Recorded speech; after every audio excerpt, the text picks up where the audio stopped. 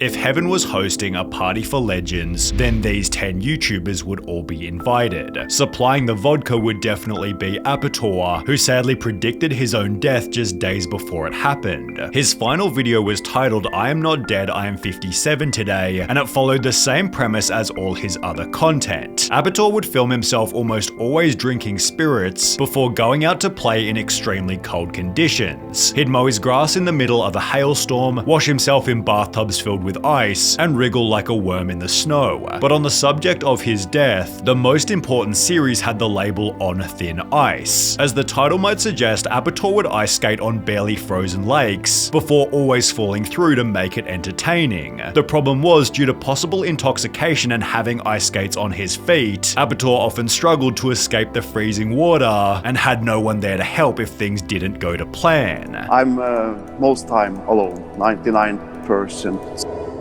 On the topic of safety, Apetor stated, "Many regard falling through the ice as life-threatening, but if you know what you're doing and have ice claws, then it's usually fine." He further added with a smile, "I shouldn't be cocky, I could very well die out here someday." Apetor's final video confirmed this hadn't happened yet, although just 7 days later his 25-year-long partner made a tragic Facebook post. Friday 26 November was a normal Friday. You went to a lake near Kongsberg and you were looking forward to ice skating. You were supposed to film yourself and use it in a video. You sent me a message when you arrived with pictures of yourself in the water. Good conditions, you wrote. But something went terribly wrong. You ended up in the ice water, and this time you did not get up again, as you have done so many times before. In the end, you were picked up by divers and sent by air ambulance to hospital. They did everything they could to bring you back to life, but you had been underwater for too long. Johannes and I were with you when the doctors at the hospital turned off all the machines that had kept your body going. Thank you for everything that you have been to Johannes and me. We have endless good memories and we miss you so indescribably. Apetor will be remembered for living his life to the fullest, while Tommy 11 will be remembered for the records that he broke. You see, Tommy had gotten brain cancer at the age of only 12, but dreamed of becoming a famous YouTuber whilst he was still healthy.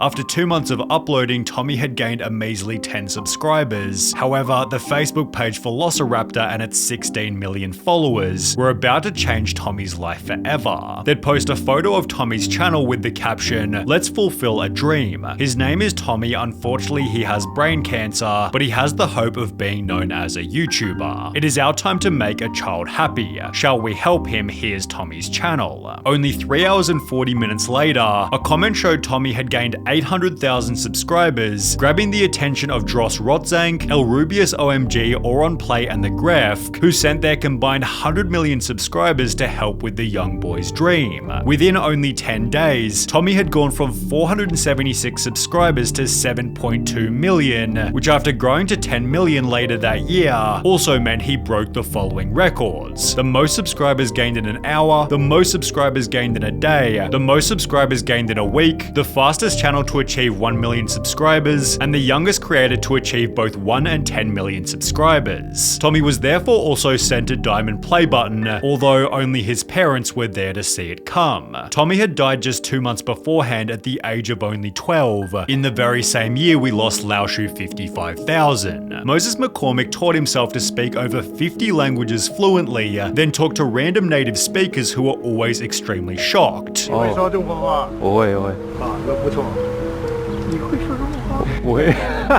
Better yet was when he switched to a second language, or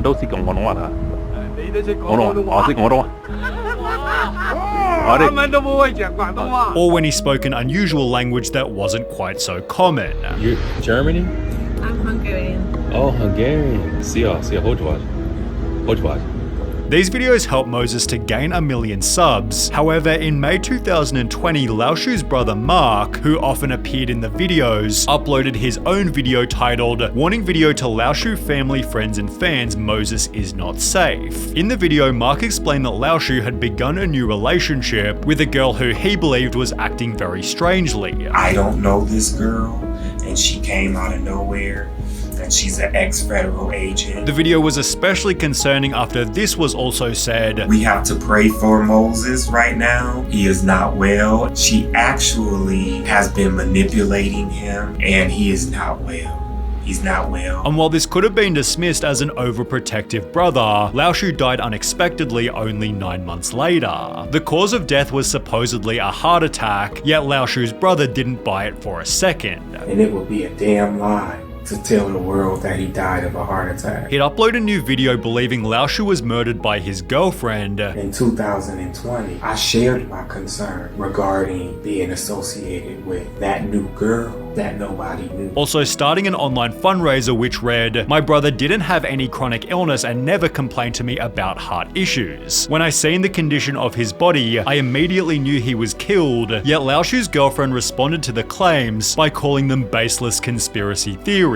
So exactly what happened is for your own conclusion, but the assassination of Christina Grimmie is much more cut and dry. Christina began on YouTube by covering popular songs, and only 2 years after starting, Selena Gomez hired her. Christina's popularity exploded after placing third on The Voice, giving her the audience to play live in concert, where the unthinkable tragically happened. On the 10th of June 2016, Christina posted a tweet reading, "Orlando, come out to the show tonight at the Plaza Live, starts at 7:30, also attaching the following video. Hey guys, what's up? We're in Orlando today. Please come to the show if you live near Orlando, Florida." And as shown by the concert's footage, it went extremely normally. You guys are awesome! Oh my goodness! However, after the show concluded, Christina held a meet and greet where just minutes after taking these fan photos, Kevin James Lubel walked up and fatally shot Christina. She's since been remembered as a beautiful person and an amazing singer, a beautiful soul with an amazing voice, and an incredible talent that won't be forgotten, similar to Rich Piana, who also inspired millions. The bodybuilding YouTuber had been using PEDs since a very early age. I've been taking steroids since I was 18. I'm 43, so what is that, 25 years? Accepting the side effects by stating, "I am total 100% aware that damage is being done to my body in the choices I am making. I know for a fact that doing what I'm doing is going to cause damage, but I have made a choice and I'm willing to deal with that. I'm willing to roll the dice and that's something you have to be willing to do." In 2014, at the age of 43, Rich Piana said this, I have to say, honestly, I've had no side effects. although only 3 years after claiming that he'd had 0 side effects. The following video surfaced showing his poor state of health. Baby, this is not normal. I know. I've seen stuff like this before. I'm afraid. Babe, what's up? Hey, babe, don't get upset, baby. Baby, everything's gonna be fine. Everything's fine. Whilst getting a haircut later that year, Rich Piana unexpectedly collapsed before falling into a coma and dying 2 weeks later. His autopsy showed his heart and liver weighed twice the average size, with the following comments summarizing his legacy perfectly. "I respected that guy. He at least didn't hide nothing about what he used. Showed folks how not to do it. RIP Mr. Piana," although sadly Claire Wineland's state of health was a little less voluntary. In fact, Claire Wineland began on YouTube by talking about her health. I have something called cystic fibrosis, which is a genetic disease, meaning you're born with it. As you get older, it gets worse. I've nearly died 6 times. And despite being born with cystic fibrosis, it became substantially worse from the second she started uploading. Over the past 6 months or so, my health has declined dramatically. Just took a freaking plummet. 2 months later, Claire explained that things had gotten worse again. You know, like I couldn't work. I've never felt more embarrassed in my entire life. And while a viral GoFundMe had made a massive difference, We got to $200,000 with $10 donations. It's just mind-boggling to me. I don't even... this turned out to be her final video alive. Just 3 weeks after receiving her donations, Claire was given a lung transplant that caused her to suffer a stroke. She died in September 2018 at the age of 21. I'm hoping we get past 21. Like, I just wanna go clubbing once. At the same time, Apetor was also trying to wear a smile. He'd built a cult fanbase called the Joy-Con Boys. However, after 10 years of content creation, they began to notice that Apetor was acting a whole lot stranger. Senzu being Dragon Balls, all those things exist. Every dead person that died, they'll come back and they'll realize they're God and they'll Feel it, Goku. As a result, Apetor was placed in a mental hospital, and despite confirming his release by posting "I am free," he had more problems just around the corner. Police returned to Apetor's house after some more concerning tweets, which he'd live-streamed to the public for roughly 40 minutes. If you break into my apartment, you will be breaking the law, officer. Do not step foot into my apartment. You do not have permission.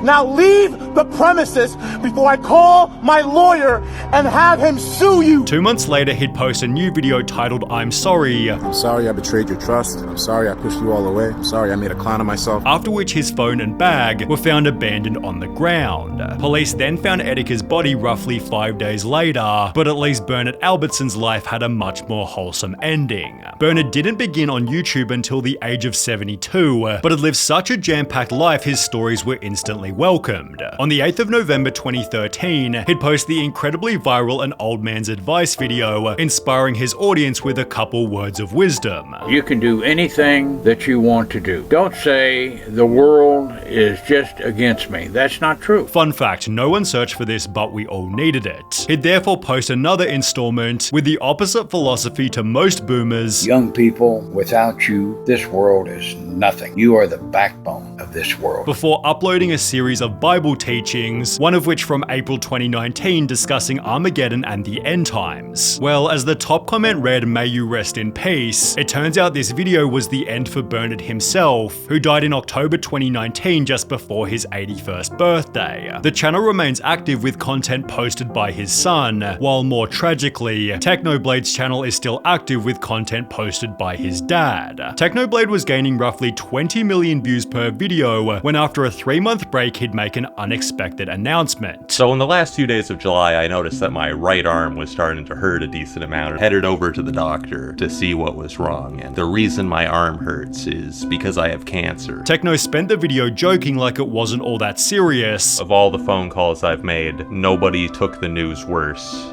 than my health insurance provider. They've been inconsolable for weeks. They were like, "You got what?" Having full confidence that things would turn out fine. I just want to clarify that the doctors I have are like insanely good, bro. I'm gonna be getting some of the finest healthcare in the world, so don't worry about me too much. It had seemingly gotten more serious with the upload, "I almost became an amputee," yet Techno actually explained in the video that he was almost back to normal. I now have 99.9% less cancer than I used to, which is pretty great.